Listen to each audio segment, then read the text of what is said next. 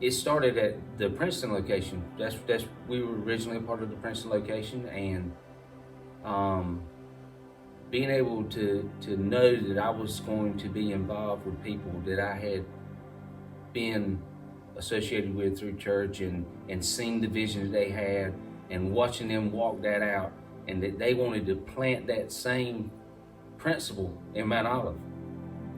I wanted to be a part of that. We both are from this community.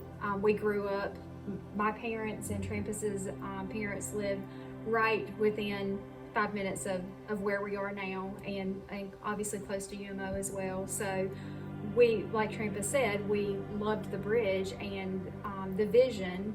So we wanted to be a part of moving that here to where we consider to be our home community. So I remember the first service, all the planning that went into it, all the things that we needed to make sure we have, how we had gone over everything to be sure everything would run smoothly. I'm not a very visionary person, so picturing how it was going to look with all the drapes and the pipe and drape and all that, that was really, I couldn't picture it, but there were lots of people on the team that could.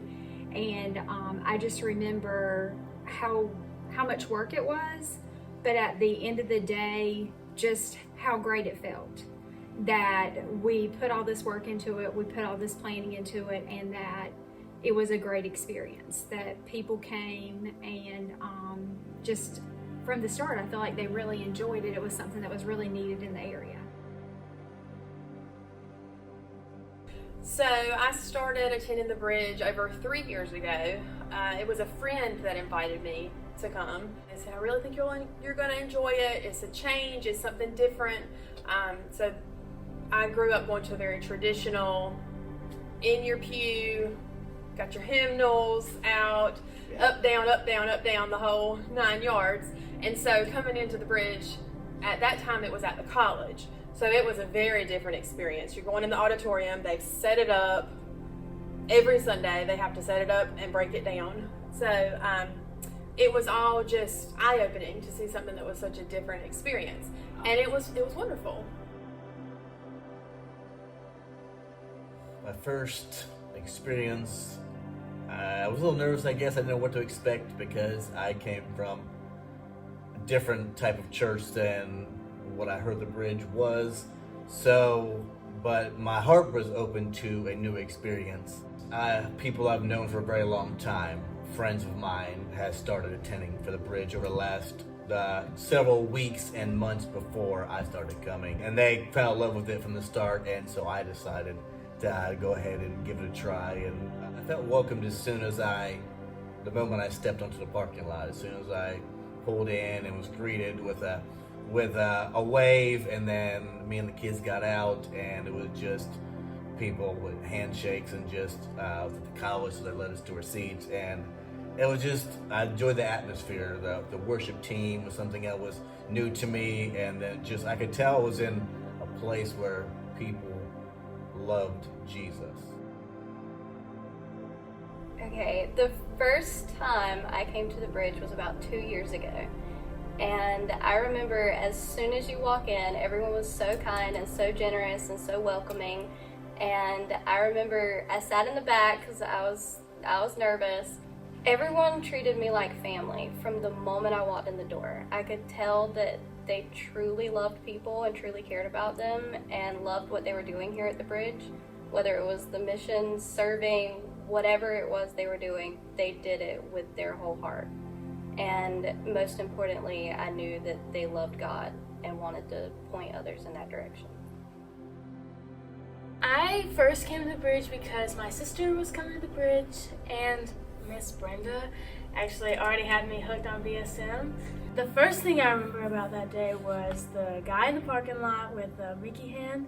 He was just waving at us and greeting us in the building, and as soon as we walked into the building, it was like everyone was our friend. Everybody treated us like family. It was smiles and, hey, how are you doing? Like, things like that, and it just felt so welcoming. Unbeknownst to me, we do a thing at Easter a couple times a year where we pray for someone all week and then invite them. Chris knew we were searching for a church, and somewhere where Briley and Thomas could build the same foundation that Lori and I built, so they would have that foundation going forward. And so Chris invited me to church, and it was Easter, so I wore my seersucker suit and my Easter egg tie. Anybody watching this knows that's not how we dress at the bridge. so I stuck out, but I had a great time. You're accepted here. You can wear your baseball clothes. You can wear a suit. You can wear shorts. You can wear your hoop earring, cowboy hats.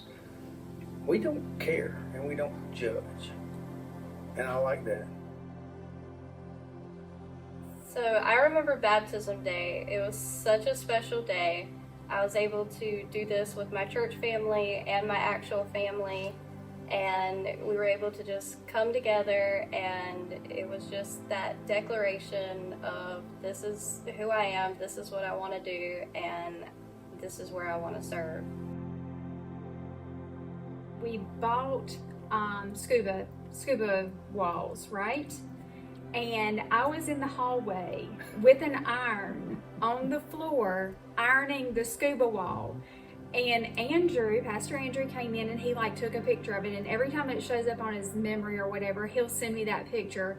And so I think that the fact that was a very stressful moment for me, and I wanted it to look nice. We wanted that, like Trampa said, that polished, for everybody to have that wow when they came in that we had transformed the college into a church.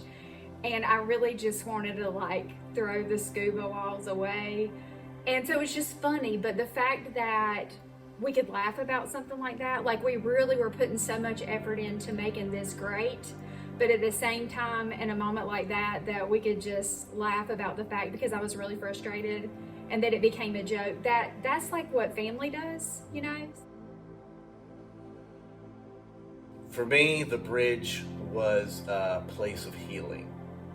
A place I fell in love with Jesus again, a place I've been allowed to, me and my kids been able to grow, and found places we can serve and we can get involved and be a part of the community. Yeah, I would appreciate the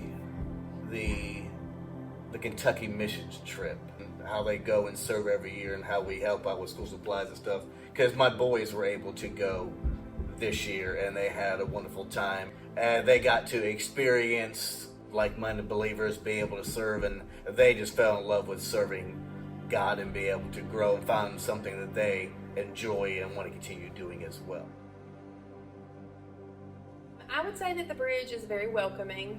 It's not an in-your-face type experience. It's not a pushy environment. It's a very welcoming environment. And it's easy to listen and to hear and to actually get something from being in the service. The messages that Pastor Andrew delivers have always resonated with me. He's very easy to listen to hear the word from and take something from it. You're not just coming to church to check a box. I've always felt excited to come to the bridge and to hear him speak. And also something that was really important was the bridge kids for my little boys. So I really wanted them to be able to grow up with a church group that they were close with and make friends, godly friends, and have a foundation like I had growing up. And so that's also been very good. Right before the pandemic, I started to serve on the coffee shop team. And that was interesting in the little, the college's little snack bar, whatever it was. So when we came here and we actually had a space to really make our team have a place and a function, it was a lot better. And so that's been a really good part of being a part of the bridge, is that I can serve and I have a team that helps me out. So being able to connect with other churchgoers, that's also been important. The bridge is special to me because of the family I have here. I knew people coming to the bridge when I came, but over the years of fellowship, we've grown into a family, and I can say that people at the bridge support me through everything that I've been through. And in a small amount of time, we've lost my brother, who was 6 years younger than me, to ALS. We've lost our daughter, as I said, to a car wreck. We've lost my grandmother and my grandfather, who were the patriarch of a large clan. In my business, in my profession, we have to make notifications. So we go knock on a stranger's door to give them really bad news. So I have an understanding of the discomfort or the awkwardness or the void there. And I truly think the Lord has worked through the Pastor Andrew and Miss Brenda and Pastor Ivan, when they were talking with Thomas. It was, we had, I just call it the Monday. We had a real bad Monday a little bit ago in the sheriff's office. We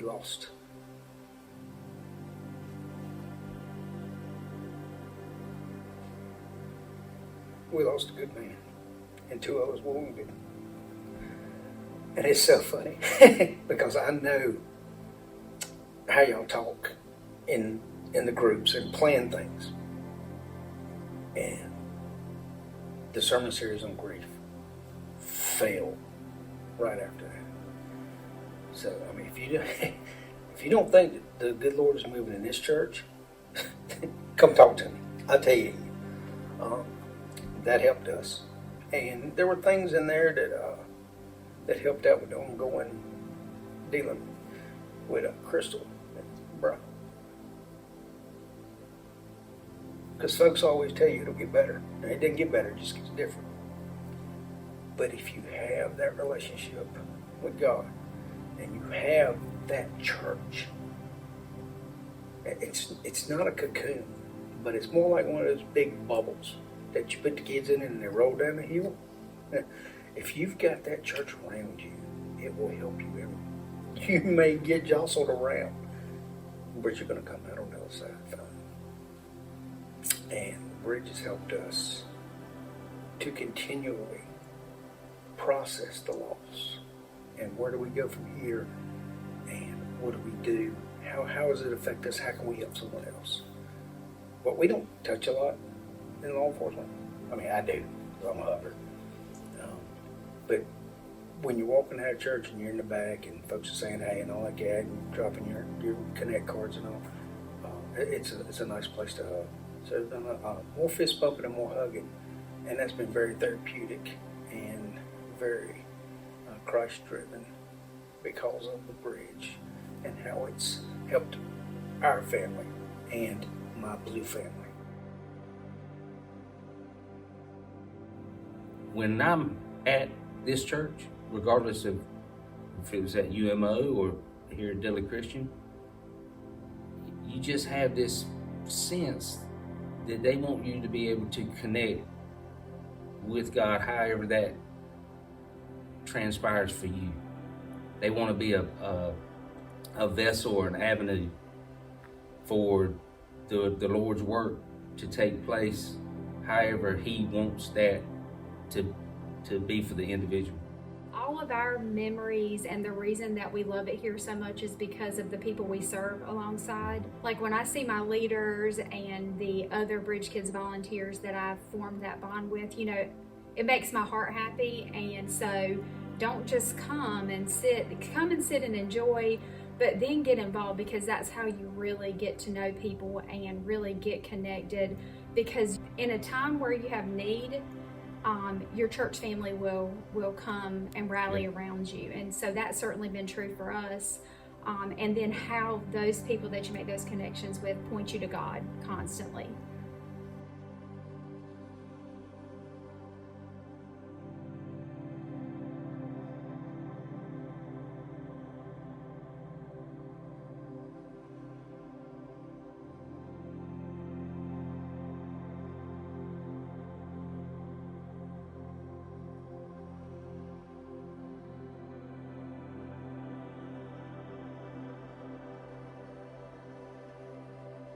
Thank you for being the bridge. Thank you for being the bridge. Thank you for being the bridge. Thank you for being the bridge. Thank you for being the bridge. Thank you for being the bridge.